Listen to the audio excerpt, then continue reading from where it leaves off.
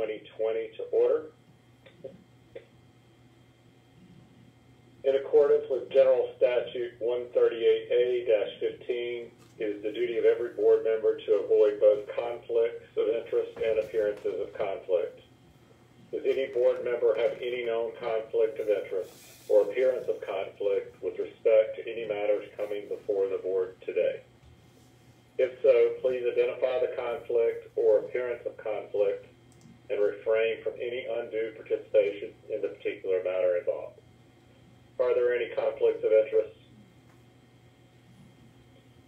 There being none, I will move to, just as a reminder to all on the call, if you would, unless you're speaking, please keep your phone muted just so that everyone can hear everyone appropriately. And if you do speak, please state your name and any motion made. Okay, I believe Mr. Taylor has gone. Perfect. Good morning, Clay. Good morning. Sorry about that. No worries at all. Glad to have you.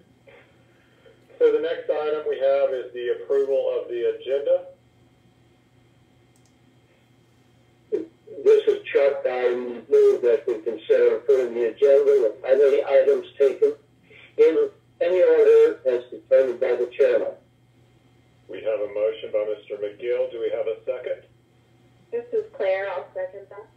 We have a second by Ms. Alfront. All in favor, say aye. Aye. Aye. Any opposition? Motion carries.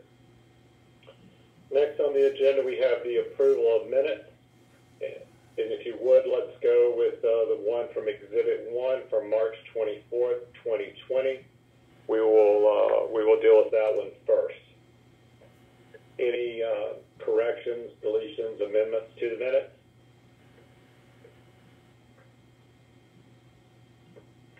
If not, may I have a motion, please, to accept? This is Lynn Carmichael. I make a motion to accept. Thank you, Ms. Carmichael. Do we have a second? This is Mike. I'll second it. Mr. Warren, thank you. We have a first and a second for the March 24th board minutes. All in favor, say aye. Aye. Aye. Aye. Any opposition? Motion carries. Next, we have the approval of minutes for May 14th, 2020, Exhibit 1A. Any corrections, deletions, or amendments to those minutes? If none, I would entertain a motion, please. This is Tim. I'll make a motion. We approve the minutes. This is Clay. I'll second it. Mr. Taylor, second. All in favor, say aye. Aye. Aye. Aye. Any opposition? Motion carries. Next, we'll move to the finance report, Exhibit 2, and I will turn that over to Mr. Rogers. Thank you, sir. You have your profit and loss statements for the month ending March and April. Weren't quite able to get May closed out in time to get it in the book for last week. Just looking at everything, obviously expenses are down just a little bit because we have not been able to travel. We had very few people go to the Aero, obviously, in the fall of last year, and we didn't have anybody, of course, this year, and the investigators have been having to do most of their work up on the last quarter, so we have had a significant decrease in some expenditures for this year, so that's the biggest difference we're seeing right now in the budget, or in the profit and loss for the year. Do you want me to move on? John, you want to go ahead and move on to just continue down through that with the proposed budget? So in that light, looking at the 2020-2021 budget, we forwarded you the information at the end of the week regarding the proposed changes. Very, very little significant in the way of changes. I would entertain any questions that any board member has on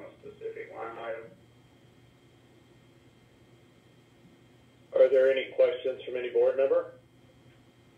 And it does, we show it, this annual budget, just for the record, would show a surplus of just under $50,000. Just to give you some perspective, currently we have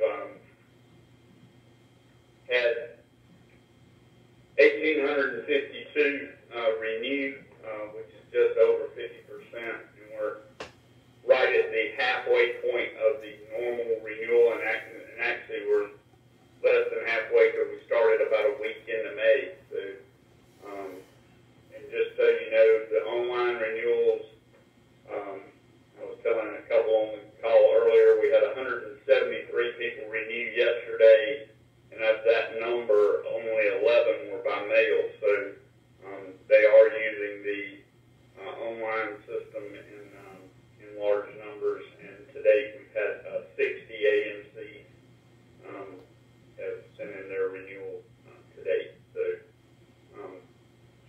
but if we don't have any questions, we would need a motion and to include and the motion does need to state that it includes the salary adjustment, and also, David, since this is a budget item, we would need a roll call vote. Okay. All right, so do we have, would entertain a motion to approve the proposed budget with the salary increases? This is Yes, this is Chuck. I'll make a motion to accept the budget as presented for 2021 and for the salary increases. And the other item was there another item, David, for the motion? I think we have another one under approve excess lodging, but do we need to do that one? Yeah, I'll do that as a separate. Yeah, we'll stick with what we have. What you have, your motion has it covered, Chuck, for the budget. Okay, I didn't know if we needed to do the excess lodging at this point or not. Okay, so that's my motion. And Mr. Taylor, you are a second? I am a second. Thank you. So we have a motion on the floor to accept the proposed budget for 2020-2021 with the staff increases to salary. And again, so I will do a roll call vote for this, please. Start with Ms. LaFrance. Aye. Thank you. Ms. Burnham? Aye. Carmichael? Aye. Mr. McGill? Aye. Ms. Scotton? Aye. Mr. Talent? Aye. Mr. Taylor? Aye. Mr. Warren? Aye. And I also vote for this. Very good. Motion carries. Next, we can move to excess lodging. Don, do you have any comments? Just for those that may have not been through our budget process before, each year that we do a annual vote to approve lodging that exceeds the state authorized amount, which is usually would equate to your travel here to Raleigh and our meetings out of state, which are for Arrow. So, and this is just something for auditing purposes we have to have recorded. Any questions for Mr. Rogers? If none, I would entertain a motion to approve excess lodging for 2020-2021. This is Chuck. I'll make a motion to accept excess lodging for 2021 as presented. Thank you, Mr. McGill. May I have a second?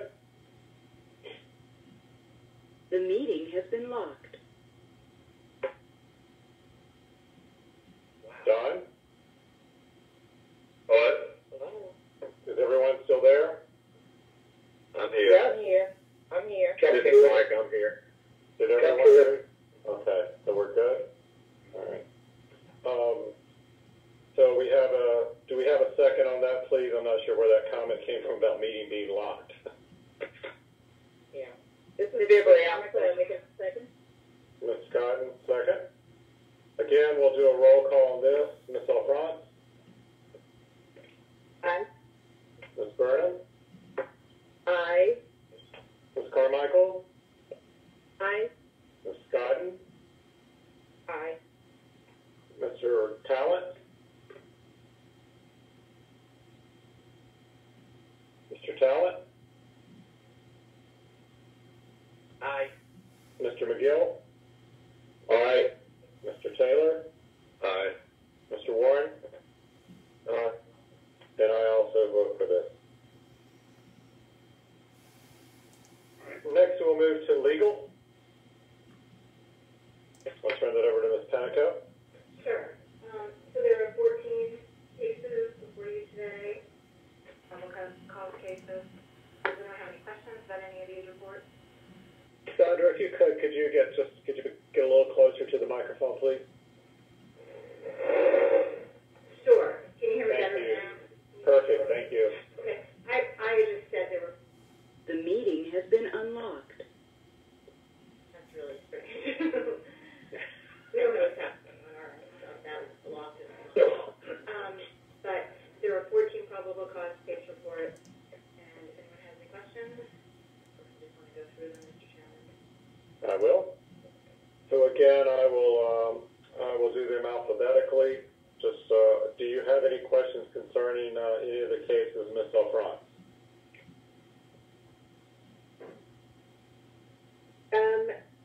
I have a sort of procedural question on one. Which case number is it, and I'll write them down. Okay. That would be case number 2019-0053. 0053. Are there any others? Do you have any other one? Okay. No, sir. Ms. Burnham, do you have any questions concerning any of the cases? No. Ms. Carmichael? I don't have any questions concerning any specific cases, just a general question. But it's not concerning a specific case? It's not concerning a specific case, no. Okay, we will come back to you first then after we dispense of the cases where there are no questions. Okay. Mr. McGill? None. Thank you. Ms. Scotton? None. Mr. Talent? None. Mr. Taylor? None. Mr. Warren? None. Okay, then if we could, let's go ahead and dispense with the cases except for 0053, which is on page 9, where Ms. Alfrance has a question. Would someone please make a motion to accept the other staff recommendations? This is Mike. I'll make a motion to accept the staff recommendations on the case numbers before us, except for 2019-0053. Thank you, Mr. Warren. Do we have a second? This is Chuck. I'll second. Mr. McGill, second. Thank you. All in favor, say aye. Aye. Aye. Any opposition? Very good. So now we'll circle back to, we'll go with the general question from Ms. Carmichael first. Thank you. I was just wondering, just reading through all these cases and seeing the action recommended by staff, I was just wondering if there was any way we could get, we are able to get information on how many times this particular appraiser may have been brought up on the same similar type clauses, and is this a repeated thing? So, So I was just wondering if we could get that information. Ms. Carmichael, Sandra Panico, normally, if it's relevant or related to this case, it's in the report. Okay then, thank you. Yeah, if it's related. For example, if it was a measuring case, and they had been warned about measuring in the past, or had a consent order about measuring in the past, you would know that information. But if it's something completely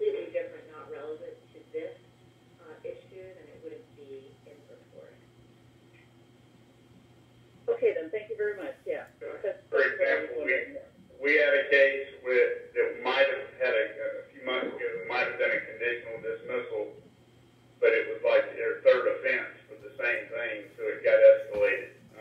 So that's an example of when that sometimes takes place. But otherwise, each case stands on its own. But if it's multiple offenses for the same thing, we bring that to you. Okay, great. That's exactly what I was concerned about after, reading through all these cases. So I appreciate that. Thank you. Thank you. Okay, case 0053, Ms. Hunt, you have a question? Yes. Yeah, I wanted to ask, I noticed that one was a desktop appraisal report format. And in reading through the comments, just saw a note that the investigator was not able to inspect the property as is typically or routinely done as part of an investigation. And I was, and this may just be a topic for another day, but I was sort of curious why that would be necessary in terms of investigating a case where an appraiser was also not given access to a property. And I see that didn't happen, so that may not have changed, or may not change the outcome of this. But that was just a question that I had. I was a little bit surprised by that.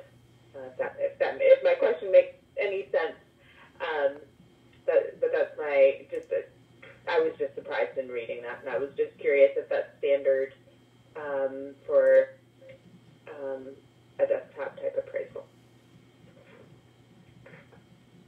Tom, do you want to talk about that? Yeah. Hey, good morning, Mr. Chairman, board members. This is Tom Lewis. The question you're asking is something that we consider a lot. And as a matter of fact, it's one of those areas that the staff is hoping to work with the board on in going forward in the future to determine what's the appropriate scope for our investigation. In the past, it's always been the preference of the board for the investigator to do a complete field observation of the property, interior, exterior, when available. As the profession is changing, as new alternatives are coming to light, that don't require that level of observation, we are also looking at changing our level or our scope of our investigation. And I think you're going to see, as we move forward here, those changes that we're going to possibly implement. But again, it's always been the preference that, we go out, we actually put boots on the ground, so to speak, physically observe the property as much as possible.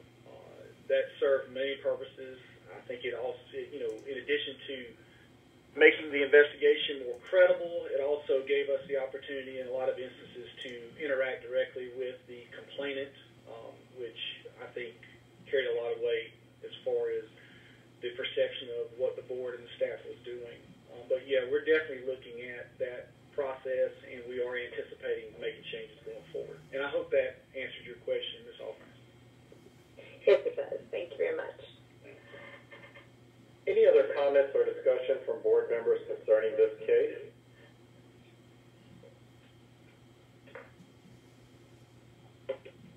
There being none, I would entertain a motion to accept staff recommendation. This is Lynn Carmichael. I make a motion to accept the staff recommendation. Ms. Carmichael makes a motion to accept, and I believe it was Mr. Warren. That was a second. Yeah, I'll second that. Thank you. All in favor, say aye. Aye. Aye. Aye. Aye. Any opposition? Case 2019-0053 the board will accept staff recommendation. Okay. Next we'll we'll move on to the pending hearing report, Exhibit 4.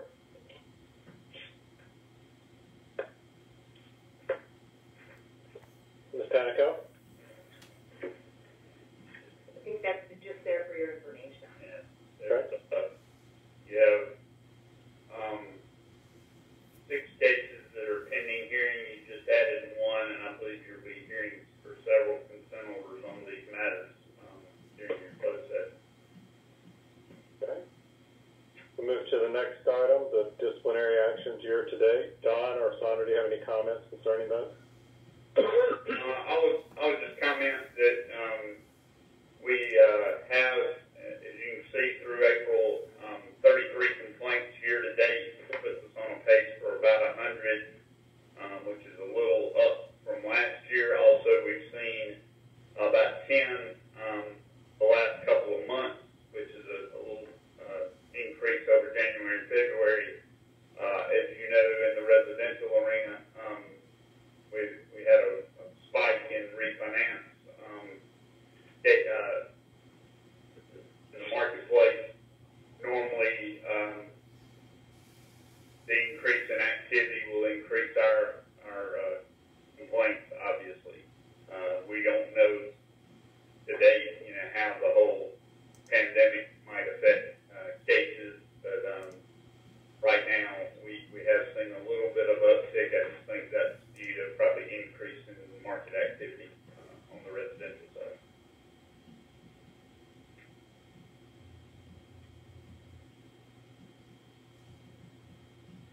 But nothing unusually high.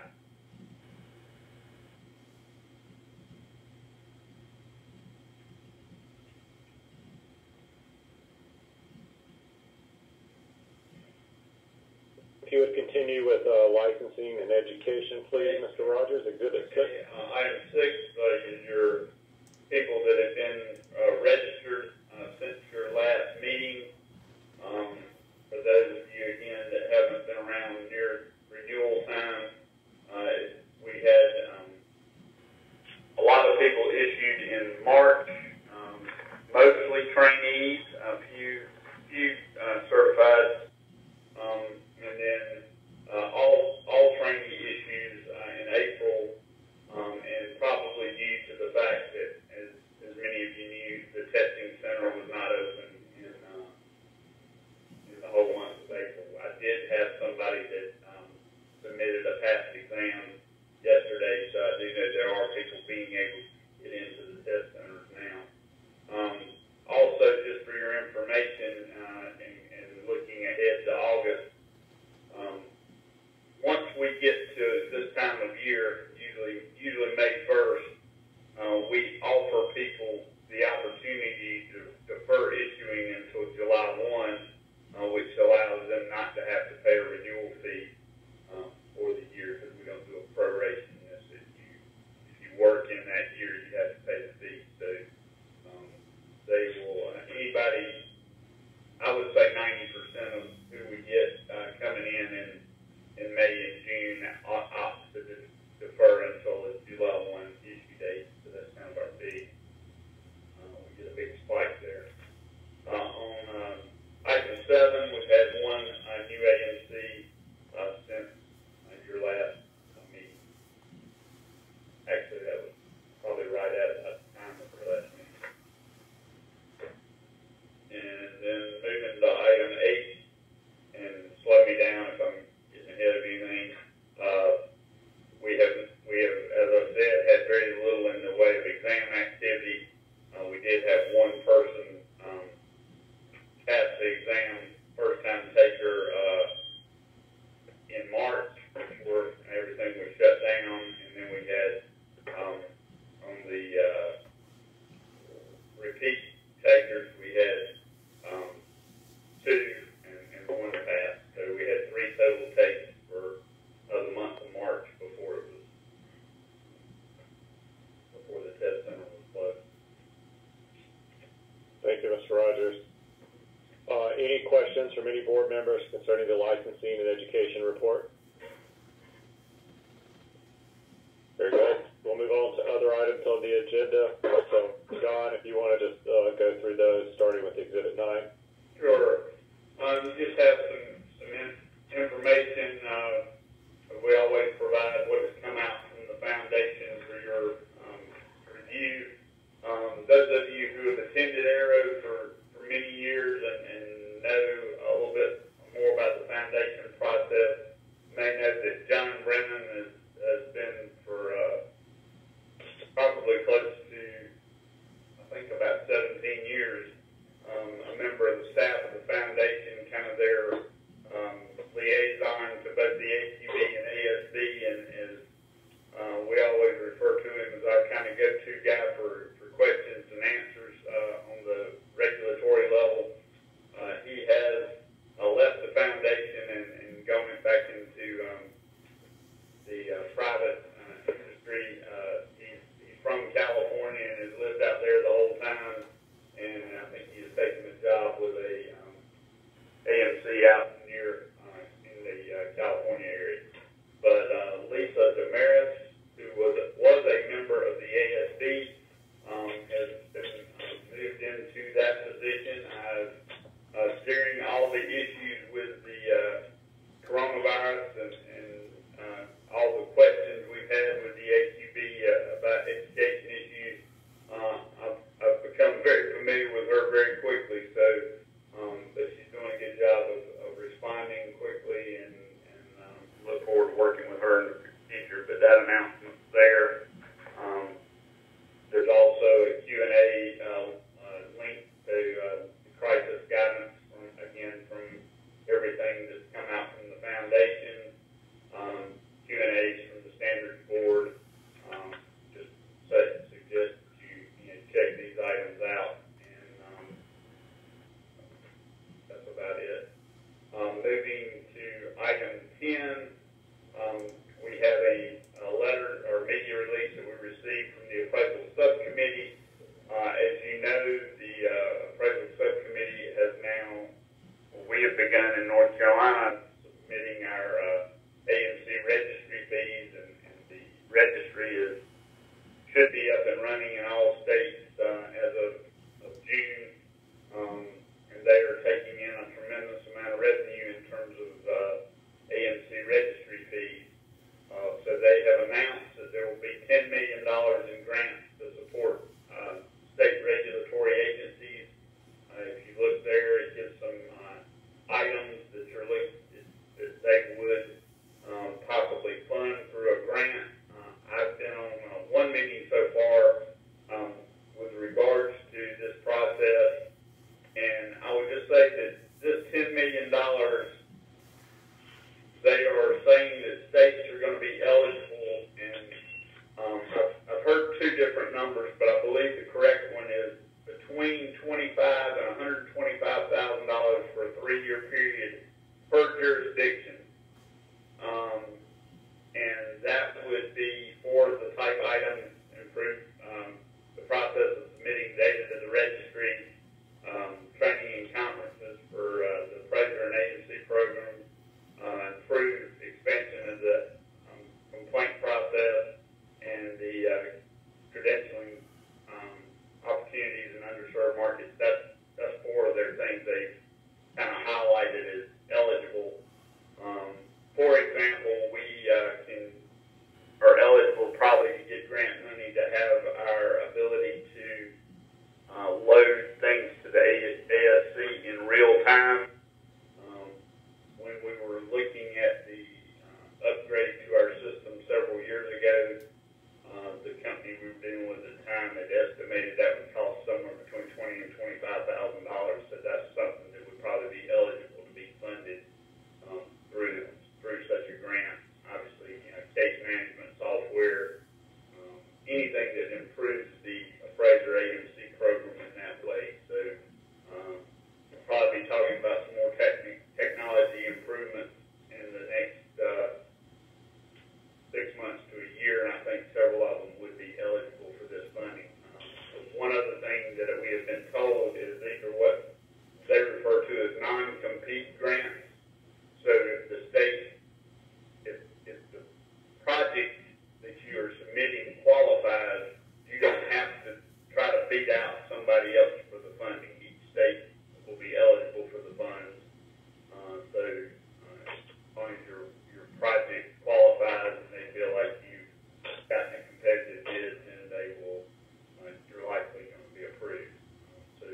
people have asked where's the revenue from the registry going to go.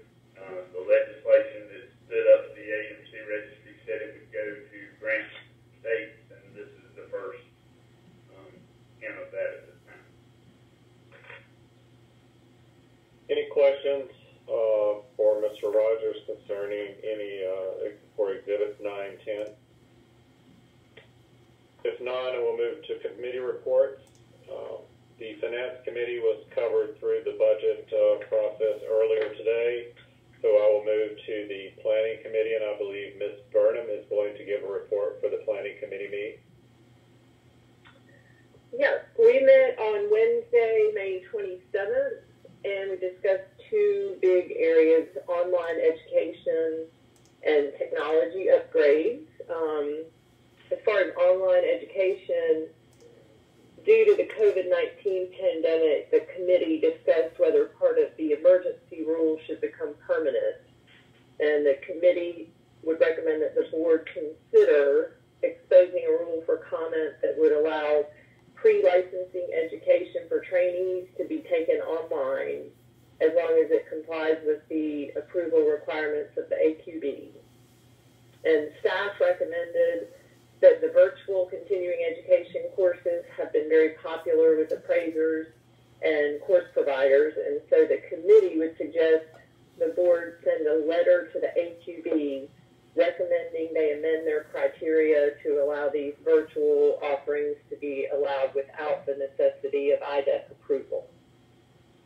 So as far as technology, we talked about possibly purchasing individual devices, probably iPads, for board members to receive meeting materials, log on to committee meetings through platforms such as Teams or Zoom, and possibly attend meetings virtually if necessary. We also talked about installing additional monitors in the appraisal building. That would be in the boardroom, the conference room, and the director's office. And this would be to better to help out with hearing exhibits, training materials, and facilitating virtual meetings. Lastly, we discussed security cameras, adding additional security cameras to the lobby and some other places in the building. And the staff said they are continuing to work with their IT provider to get online applications and payments for temporary practice permits, online renewals, national registry payments for AMCs, and updating and improving the NCAB website. And that's it. Questions for Ms. Burnham from board members and or discussion?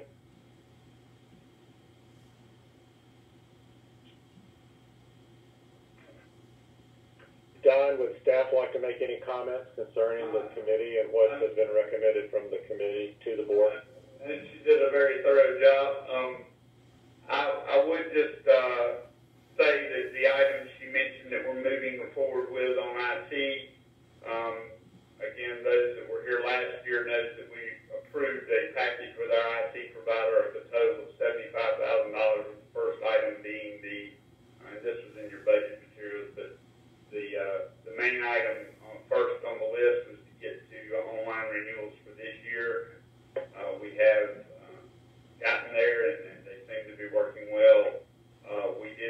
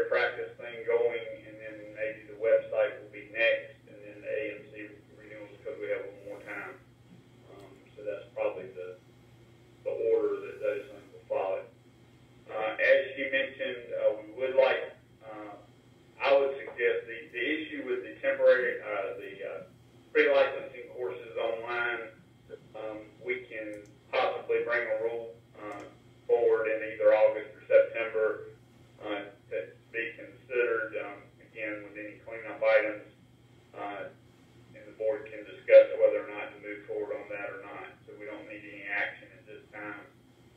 I would like, and I've heard several people in the market saying they would like that they're sending letters. If it pleases the board, I would suggest if we could have a vote to have staff develop a letter from the chair and the executive director asking the DHEB consider making the virtual courses permanent and not having to have IDEC approval.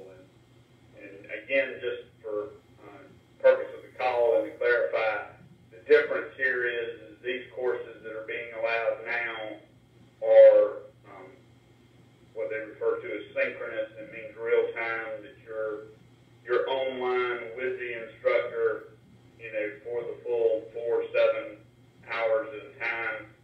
You can interact, raise your hand, talk, whatever.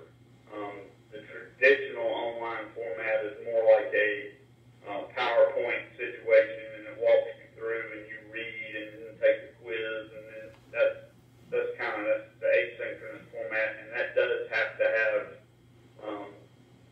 be approved by the International Distance Education Certification Center, IDEC, which basically they rate the course and give it a amount of hours that it qualifies for. But since this is real time, you're literally there for the full 4-7 hours, just like you are in a class where you're live and sitting there. So the investigators and myself have sat in on numerous versions of these from most of our providers, and they seem to be working well. And those providers I've talked to seem to like them because they, quite frankly, they don't have to go set up a hotel room and all that, and they can get people from all over the state, at one time. They don't have to, be market specific. I don't necessarily think this will do away with all in-class courses, but I do think it's a positive, especially for people in smaller market areas that don't have a lot of offerings come nearby. But if that would be the one action item, is if we wanted to send a letter, we could draft it and go ahead and get it out. Hey, David, this is Mike. Can I make a comment? Yes, Mr. Warren? I actually like the idea of writing the letter as far as for the virtual classes. I do have some concern about the online classes, but there's no action there to be taken now. So I'm just going to keep my comments to the virtual. But I enjoy CE. I don't mind taking it. I like to learn, and I like, especially when I can take a class that I have interest in. A lot of times these classes that I have a strong interest in are offered on the other end of the state, and it gets too cost prohibitive to spend 2 days, 1 day traveling and 1 day in class. So I think that the virtual classes can definitely add to the CE experience. So I, for one, would make a motion that we direct staff and the chair to write a letter to the AQB to encourage adopting the virtual classes like Zoom and what's been going on since the COVID. Mr. Warren has made a motion. Is there a second? This is Clay. I'll second it. Mr. Taylor, a second. Any other discussion from any board members? If none, all in favor, say aye. Aye. Aye. Any opposition? Motion carries. So, Don, if you guys would start on the letter, then we will send that letter in support of continuing virtual classes.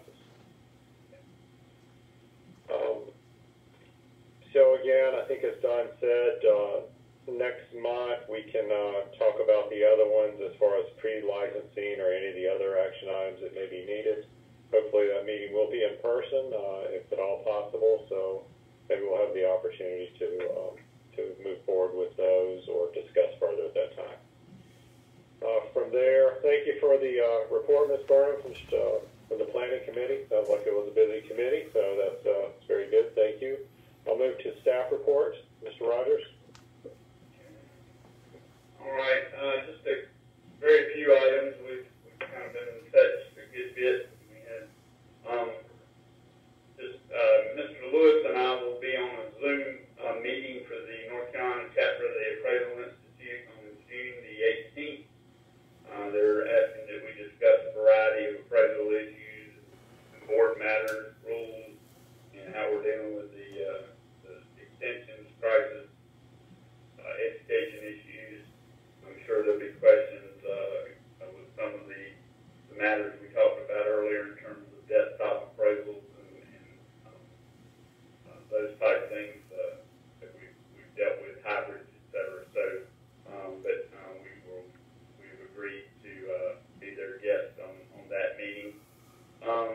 The office, just to catch you up to date, we continue to be closed to the public. I've been in contact through an email blast with many of the other boards and commissions. That seems to be the majority. I think the funeral directors were the only ones I saw that were open to the public. I guess their customers are not quite as concerned about COVID, but we're continuing to work a staggered schedule for the most part. We have increased. We're here at least 4 days every week with staff working alternate days. Management's here usually 3 or 4 days a week. So therefore, mail's getting checked at least 4 days a week. So we've had very little comment, nothing really negative about turn time and anything there. So I think things are going well.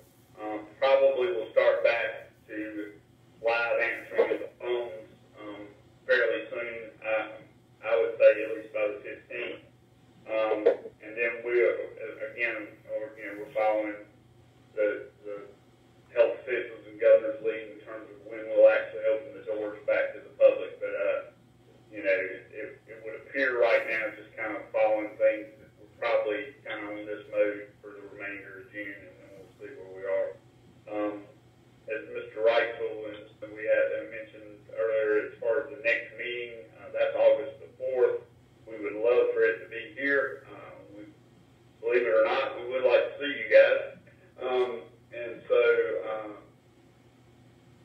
we would hope that can take place in public and that we can, if necessary, provide appropriate social distancing and have something here.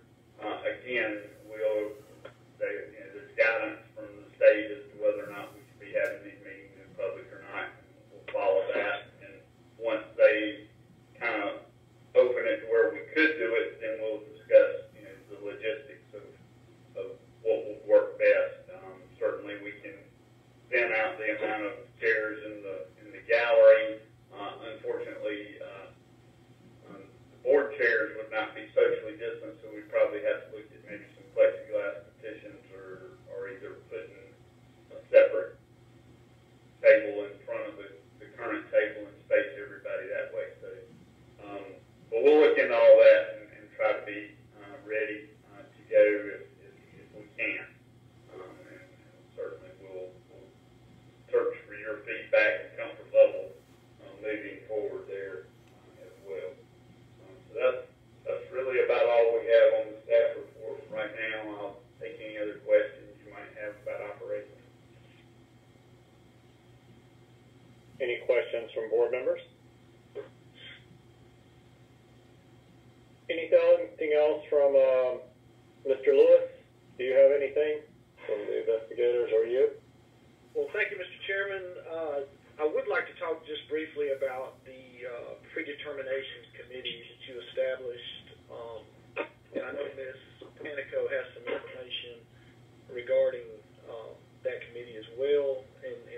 if it's okay with you, you want me to go ahead and start, or do you want to take it? You want me to just say my part really briefly, and then you can...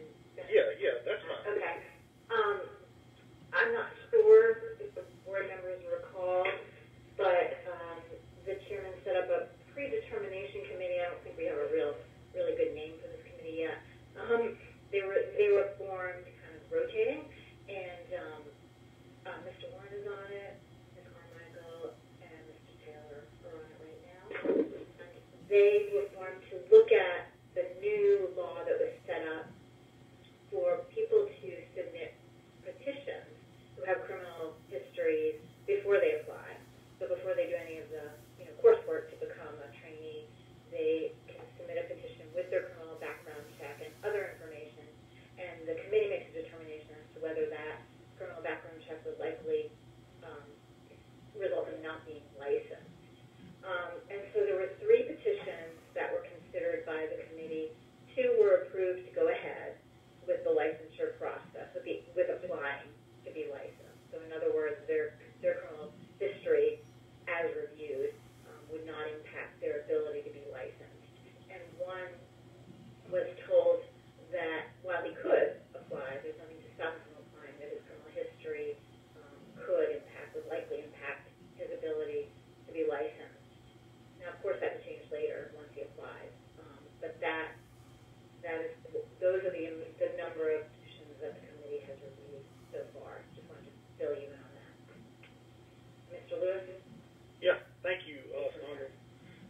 Also, I wanted to remind the committee that, as you know, and I'm sorry, the board, as you know, we had a recent rule change. Sandra's touched on this. In particular, one of the more significant changes was, as complaints now come in, they're referred to as allegations until the staff has vetted them and determined whether or not it's appropriate to move forward with those allegations as a complaint. The predetermination committee has also been tasked with the responsibility, if the staff should receive an allegation that the staff feels like it doesn't rise to the level of a complaint, we are to refer that to that committee for their recommendation to the board to essentially not to open that matter. We have not had anything like that during this last cycle between board meetings, so I don't really have anything for you there. The other thing I wanted to mention, the staff has been talking a lot here recently, and a lot of this has been encouraged by the current operating environment that we're in now, as far as the COVID virus and the changes that we've had to make to our investigative process to respond to the virus. We also are looking at this as possibly an opportunity to start really looking at our investigative process and our complaint handling procedures as well. And one of the things we wanted to do is talk to the predetermination committee about generally 3 areas that we are looking at, or the staff is considering, that could benefit from some revamping. In particular, the triage of cases, our investigative scope, much like the conversation that Ms. Alfrance and I had a little while ago, and of course the implementation of new technology and the possible benefits of virtual interviews, observations, and so forth. And also our staff communication to the board of our not only our investigative reports, but also the probable cause summary, and whether or not it's appropriate to make some changes and possibly alter that communication some based on the desires of the board. So those are some areas that we would like to really run by the predetermination committee. And you guys have taken on an awesome responsibility. You probably didn't know that you were going to be involved in all this, but we really would like the opportunity to have you as a sounding board, and of course get your input and your recommendations as well, because there's possibly some changes that we can make and go back to the full board with that could, make our enforcement program better. And we just wanted you to think about that, and we'd like to, at some point here in the next few weeks, convene a meeting with the predetermination committee and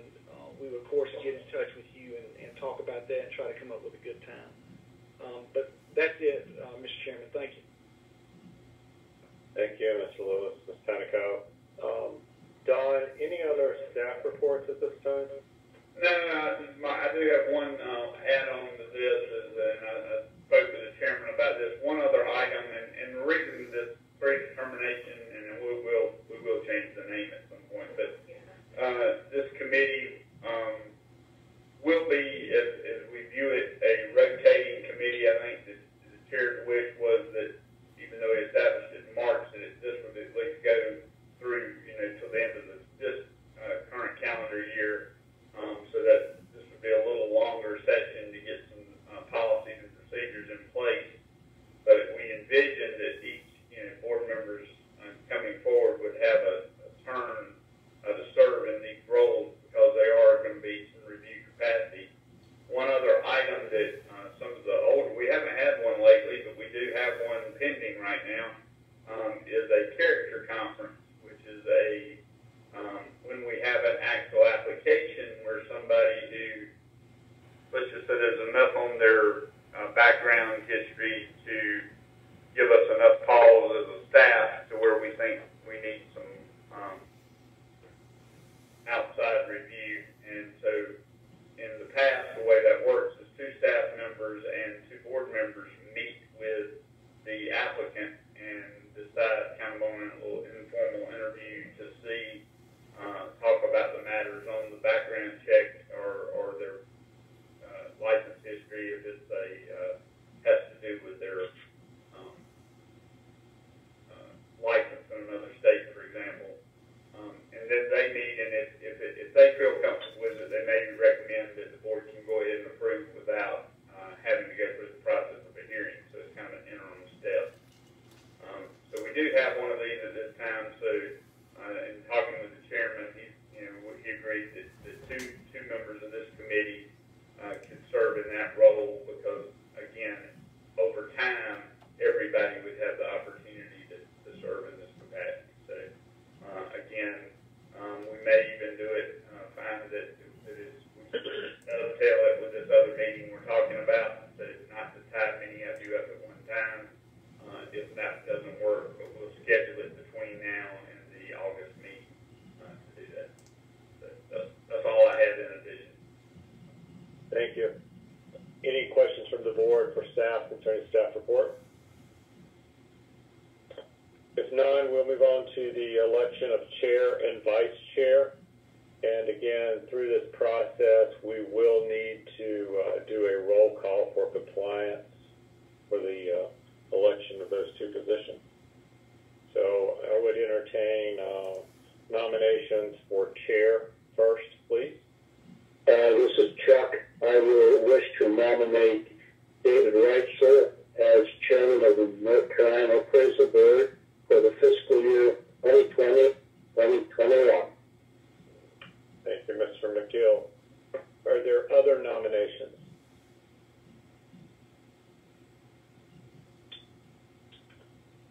There being none, we still will need to do a roll call.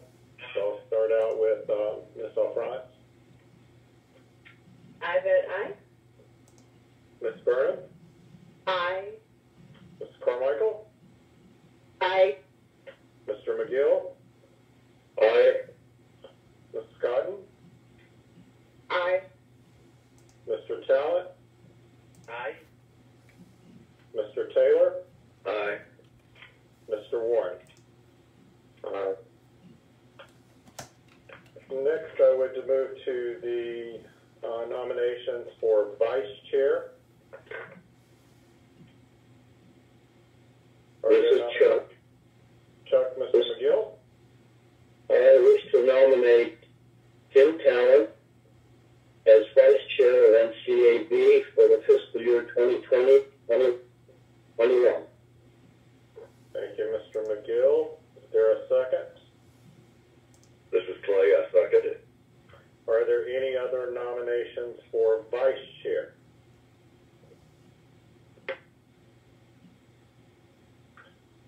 If not, I will move to roll call again. Ms. Alfrance? Aye. Ms. Burnham? Aye.